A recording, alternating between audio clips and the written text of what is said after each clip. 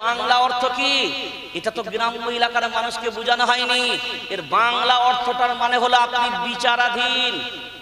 আপনি মানে আপনি এখন বিচারাধীনে আছেন, মানে বিচারকরা আপনার বিচার করবে। বিচার কার হয়? জোরে বলেন না কেন? কার বিচার হয়? আপনার বাড়ির ছেলেকে অপরাধী বানিয়েছে কোন কমিশন? নির্যাতন কমিশন। কোন কমিশন? হ্যাঁ, নির্বাচন তো উনি হবেন যিনি নিরপেক্ষ হবে, আর যার ভিতরে নিরপেক্ষতা নাই তিনি নির্বাচন কি করে হয়? সেটা নির্যাতন হবে।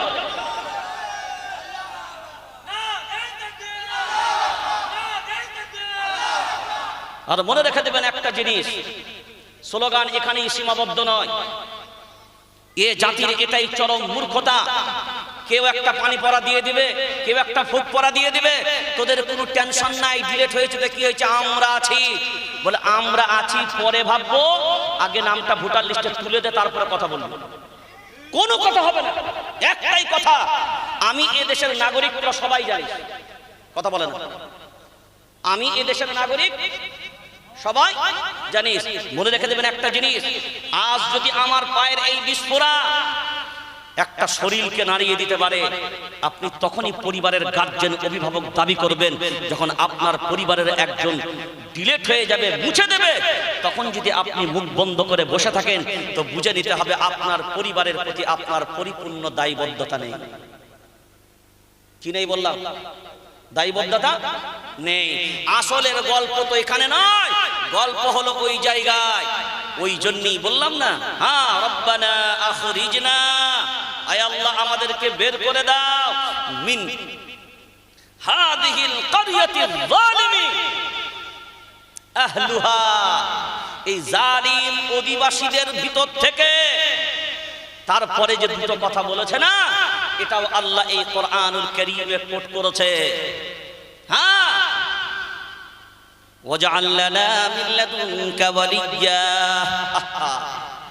ওয়াজআল লানা মিন লাদুনকা ওয়ালিয়্যা, ওয়াজআল লানা মিন লাদুনকা ওয়ালিয়্যা, ওয়াজআল লানা মিন লাদুনকা নাসীরা। এই অসহায় মানুষগুলো 60 লক্ষ মানুষের ভিতরে অলরেডি এখনো পর্যন্ত 20 লক্ষের উপরে মানুষ ডিলেট মুছে গেছে। আগেই তো 58 লাখের ভিতরে প্রায় 36 লাখ মুছে ফেলা হয়েছে। এবার লক্ষ্য করে দেখেন, এই মানুষগুলোর পাশে দাঁড়ানোর মতো আজকে বর্তমান সময় সব ইলেকশন ঘোষণা হয়ে গেছে, সবাই নিজের নিজের ব্যস্ততার মাঝখানে আছে, কিন্তু এই 60 লক্ষ মানুষের জীবন যে অন্ধকারে পড়ে আছে, কয়জন এদের ব্যাপারে চিন্তা ভাবনা করেছে? তার মানে মরবি মর, কোনো টেনশন নাই, আমার চেয়ারটা যেন দখল হয়ে যায়। এখন সবাই চেয়ারের জন্য ছুটে যাচ্ছে।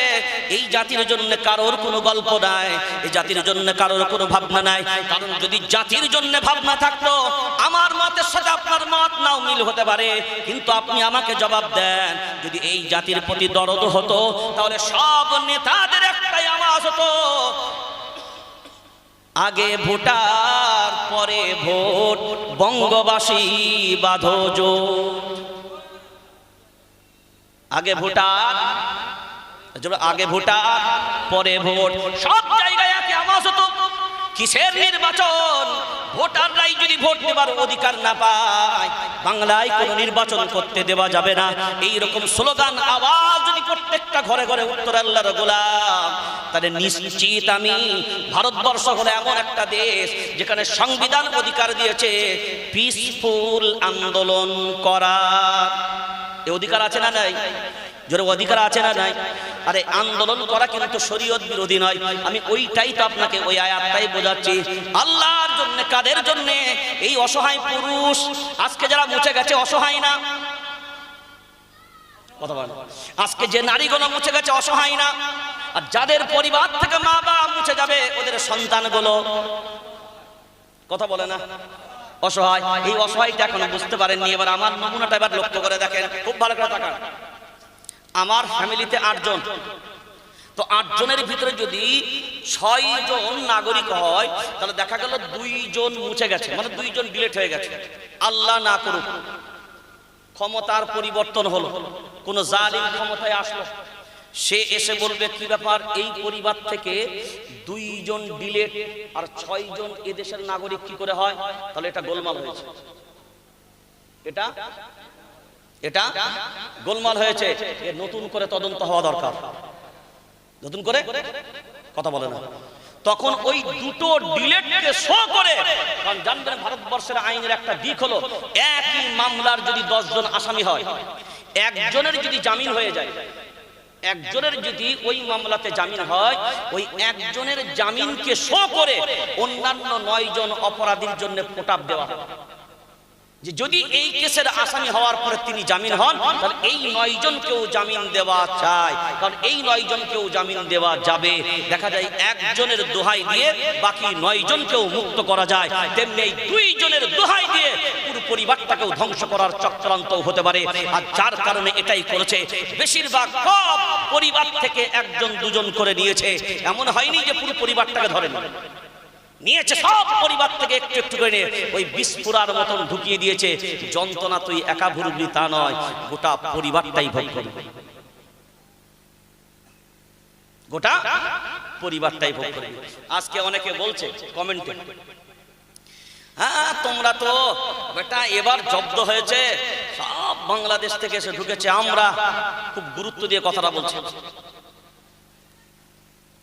নির্বাচন কমিশনের দেওয়া ভোটার কার্ড, সেটা যদি ভুল হয়, তাহলে যারা তৈরি করেছে তারা কি? যারা তৈরি করেছে তারা কি? আর জোরে বলে, এই ভোটার কার্ড যদি জালিয়াতি হয়, এই জালিয়াতি করেছে যারা, তারা কারা? আজ যদি বলে ঘুষপেটিয়া ঢুকেছে, ঘুষপেটিয়া ঢুকেছে, বর্ডারের সিকিউরিটির দায়িত্ব কার? টুপিওয়ালা দাড়িওয়ালা মুসলমানদের। বিএসএফ জওয়ান কার হাতে? স্বরাষ্ট্র দপ্তরের হাতে। তাহলে ঘুষপেটিয়া যে ঢুকলো, বাংলাদেশি, বার্মা, নেপাল, ভুটান সব জায়গা থেকে ঢুকলো, আরে ঢুকলো কোন দিকে? ঢুকলে তো বর্ডার দিয়েই ঢুকেছে, তো বর্ডার সিকিউরিটি তো তোমার হাতে। তাহলে যদি এরা ঢুকাটা অপরাধ হয়, যাদের অবহেলা আর যাদের নিরাপত্তার দুর্বলতার কারণে ঢুকেছে, এদেরকে ধরার আগে প্রথম তাদের যোগ্যতা নেই, তাই তারা নিরাপত্তা দিতে পারেনি, তাহলে প্রথম তাদেরকে পদত্যাগ করা দরকার। আওয়াজটা তুলবে কে? আমাদের ভিতরেই বলছে কিচ্ছু করার দরকার নাই, শুধু তসবিহ টান মারো। খালি বলছেন নামাজ পড়ো, তসবিহ টান মারো আর আল্লাহকে বলো। আল্লাহ কখন আল্লাহকে বললে শুনবে? এবার সেটা দেখেন তো। কোরআনুল কারীম, সূরার নাম সূরা তাওবা, সূরার নাম সূরা তাওবা, 10 নম্বর পারা, পারা নাম্বার 10, 12 নম্বর সাফা। কত নম্বর? 12 নম্বর সাফা। ইল্লা তাগফিরু ইউআযিবকুম আযাবান আলীমা ওয়া ওয়ায়াস্তাবদিল কওমান গায়রাকুম ওয়া লা তাদুররুহু শাইআ। আল্লাহু আকবার বলেন। মনে রেখে দাও, তোমার কাছ থেকে, তোমার পরিবার থেকে, তোমার এলাকা থেকে যখন দিন বিদায় নিয়ে নেবে, তখন আমি আল্লাহ তোমাদের মাথার উপরে জালিম সরকারকে চাপাবো। কে বলেছে? জোরে বলে, কাকে চাপাবে? কাকে? জালিম। আর যারা দোয়া চাচ্ছে তারা কি বলেছে? রব্বানা আখরিজনা মিন হাযিহিল ক্বরিয়াতিয যালিমি আহলুহা। এই জালিম, অধ্যুষিত জালিম অধিবাসীদের কাছ থেকে আয় আল্লাহ আমাদেরকে বের করো। আর আল্লাহ বলেন এই জালিমকে তোমাদের উপরে চাপাবো। তোমরা হাত তুলেও দোয়া চাইবে, আমি আল্লাহ তোমাদের হাত তোলাকেও গ্রহণ করব না। তার কারণটা সব থেকে বড় দলিল নিয়ে নেন। সূরার নাম সূরা বাকারা, 2 নম্বর পারা, 7 নম্বর সাফার ভিতরে আল্লাহ বলেন, ওয়া ইযা সাআলাকা ইবাদি আন্নী ফাইন্নী করিব উজিবু দাওয়াতাদ দাঈ ইযা দাআন ফালইস্তাজিবু লি ওয়ালইউমিনু বি লাআল্লাহুম ইয়ারশুদুন। আল্লাহু আকবার বলেন। আল্লাহ বলেন শুনে রেখে দাও, মায়ার নবী মদিনাওয়ালাকে বলে, আমার বান্দারা যদি জিজ্ঞাসা করে আল্লাহ কত দূরে, আল্লাহ কতটা কাছে, তো আমার বান্দাদের বলে দাও আমার বান্দাদের আমি আল্লাহ সব থেকে নিকটে। এবং আমি আল্লাহ বলছি, অন্য কেউ নয়। আমার বান্দা যখন আমি আল্লাহ আমাকে ডাকে, আমি আমার বান্দার ডাকে সাড়া দিই, কিন্তু আমিও যখন আমার বান্দাদের ডাক দেব, তখন আমার বান্দারাও যেন আমার ডাকে সারা দেয়। ওরে মুসলমানরা, কতদিন তুমি ঘুমাবা? তোমার কোরআন নিয়ে আজকে কটু বাক্য বলে, তোমার নবী নিয়ে আজকে কুমন্তব্য করে, তোমার মসজিদ আজকে অস্তিত্ব বাঁচানোর জায়গায় দাঁড়িয়ে আছে। মসজিদের নিরাপত্তা নাই, কোরআনুল কারীমের নিরাপত্তা নাই, তোমার নবীর সম্মানের নিরাপত্তা নাই, তোমার দাড়ির চেহারার নিরাপত্তা নাই, তোমার টুপির নিরাপত্তা নাই। এমনকি পশ্চিম বাংলার বহু বাঙালি প্রজাই শ্রমিক যারা ভিন্ন ভিন্ন ডবল ইঞ্জিন সরকারের জায়গায় বিভিন্ন জায়গায় কর্মরত, বহু যুবকের লাশ প্যাকিং হয়ে বাংলায় ঢুকেছে। শুধুমাত্র একটাই তার অপরাধ, একদিক দিয়ে বাঙালি, অন্যদিকে বাঙালি মুসলমান। অপরাধটা কোথায়? জোরে বলেন।